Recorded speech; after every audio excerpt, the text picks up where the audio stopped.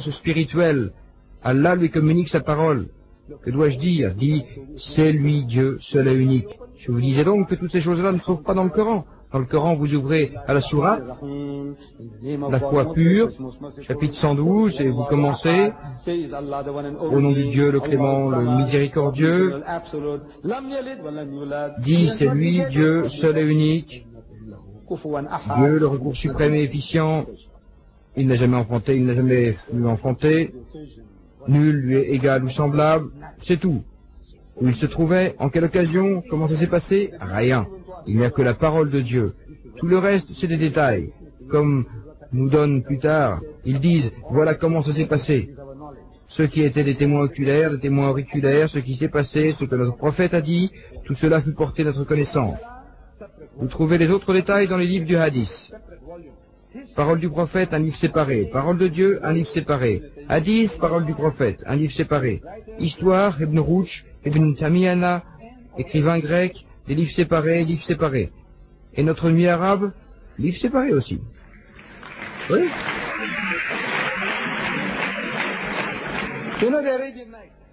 Les nuits arabes, vous savez, des contes de fées, ces contes affreux, dégoûtants, circulaient autour des feux de camp. Vous savez, les Arabes avaient aussi de quoi passer le temps. Vous savez, avant l'islam, peut-être même après l'islam, sous le règne de Haroun el-Rachid, Mahoun el-Rachid, nous ne savons pas comment l'Empire s'est développé. Et il voulait passer le temps, vous savez, d'une nouvelle quelconque, ambiance joyeuse, plaisanterie ordurière, histoire dégoûtante que vous racontez autour d'un feu de camp. Et ils les ont publiés dans un livre. Fitzgerald a traduit par les Nuits arabes dans une version intégrale. Je l'ai lu et il m'a beaucoup plu parce que je l'ai beaucoup aimé. Une version intégrale, mais c'est un livre séparé. Elles ne sont pas dans le Coran. Elles ne sont pas dans les hadiths du prophète. Elles ne sont pas dans les livres des historiens. Un livre séparé.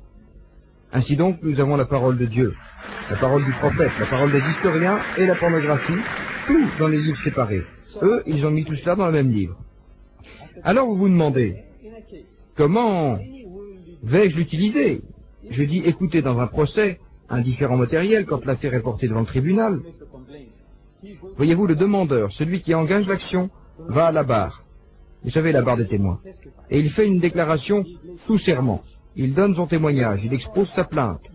Et votre avocat, vous êtes le défendeur, votre avocat l'interroge sur les faits pour prouver au juge que le demandeur ment. Il ment. Il ment. Mais dans ces mensonges, il glisse quelques vérités. Dans n'importe quelle nation civilisée, comment fait-on pour résoudre le problème? Vous essayez de déceler ces mensonges aux endroits où il ment. Vous dites, écoutez, vous dites qu'il faisait nuit? Il répond oui. C'était une nuit sans lune? Et les rues n'étaient pas éclairées? Non. Et vous dites avoir vu sa voiture? Il répond oui. Et vous avez pu relever son numéro d'immatriculation? Il répond oui. Avez-vous vraiment d'aussi bons yeux? Vous avez des yeux microscopiques ou à rayon X pour pouvoir voir toutes ces choses? Pouvez-vous voir quelque chose là? Il répond non, je ne peux pas. Il dit, écoutez, il y a plein de lumière ici et vous êtes incapable de voir le rideau là-bas? La couleur, ce qui est écrit là? Il répond non, je ne peux pas. De cette manière, il veut montrer au juge que le demandeur ment. Il est menteur, il est menteur, il est menteur. À la fin de sa plaidoirie, il conclut en demandant l'acquittement avec dommages et intérêts, c'est-à-dire l'accusation d'être rejetée. Et je demande une indemnité pour tous les ennuis qu'il m'a causés. Et il l'obtient. Maintenant, il dit, mais écoutez, vous savez, il y a cet autre témoignage qui était sincère.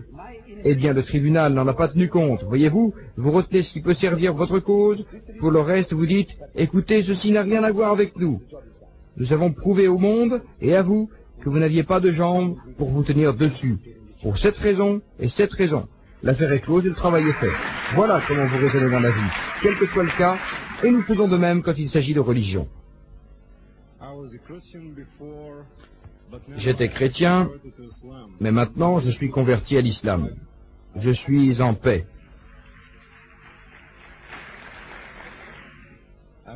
Je pratique beaucoup l'islam et je fais de mon mieux pour être bon musulman. Avant de me convertir à l'islam, j'étais homosexuel. Maintenant, je suis musulman, mais je continue à ressentir un penchant pour les autres hommes. Je fais tout ce qui est possible pour chasser ces sentiments. Qu'est-ce que vous me conseillez de faire pour guérir définitivement de l'homosexualité?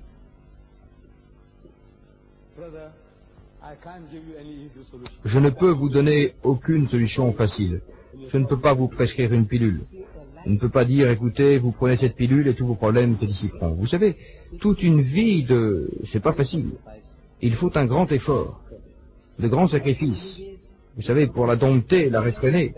Ce dont vous avez besoin, c'est une bonne compagnie et la compagnie de la parole de Dieu.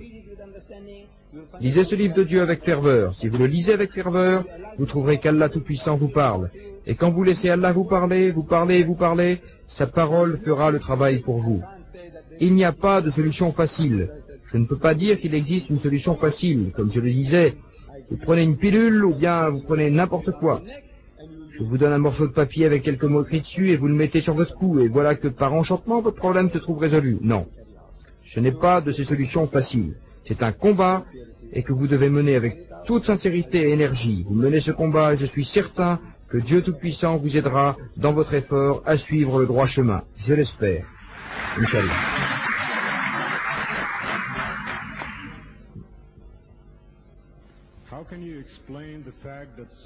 Comment expliquez-vous le fait qu'un si grand nombre de chrétiens croient en la Bible sous sa forme actuelle, en dépit des contradictions dont vous avez parlé? Je n'ai pas compris la plaisanterie. De quoi s'agit-il? Comment expliquez-vous le fait qu'un si grand nombre de chrétiens croient en la Bible sous sa forme actuelle, en dépit des contradictions dont vous avez parlé?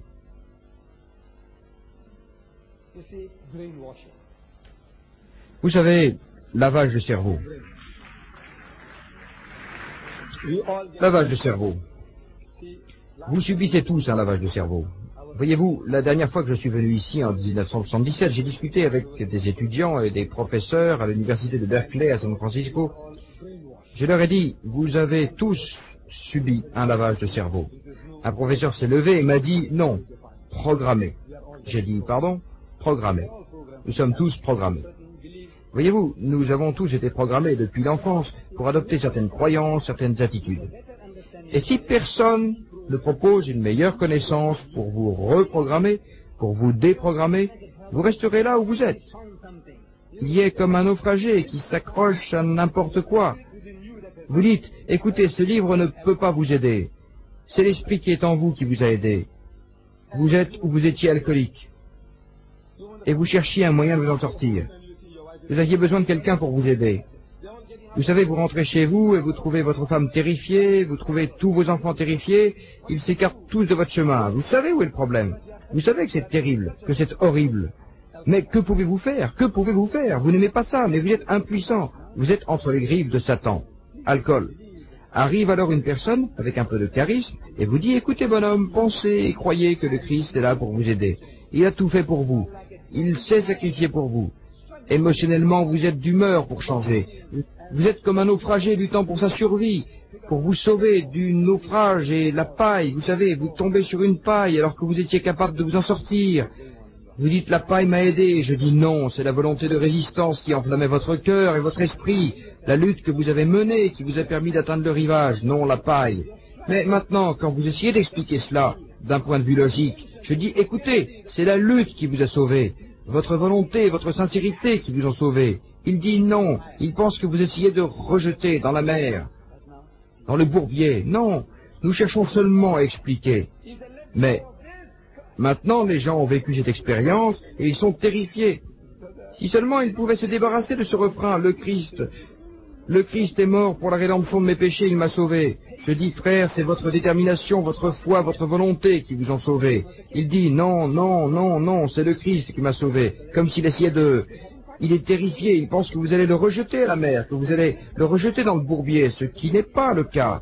Voyez-vous maintenant, nous devons proposer une alternative aux gens. Ils n'en ont pas. Le seul livre qu'ils connaissent est celui-là. Et ils peuvent voir, la plupart d'entre eux, ils peuvent voir quel gâchis il a causé. Il n'a pas apporté de solution au problème. Alors quand ils se laissent aller, ils le font sans retenue, ils avalent n'importe quoi. Hare Krishna, vous savez, ces garçons avec une petite natte, ils dansent avec un vêtement jaune safran, avec des tambours. Non, non, c'est l'esprit, vous savez. Vous voulez quelque chose, alors vous prenez n'importe quoi et vous dites, j'ai trouvé la paix ici, j'ai trouvé la paix là. vous rejoignez les mounistes et vous trouvez la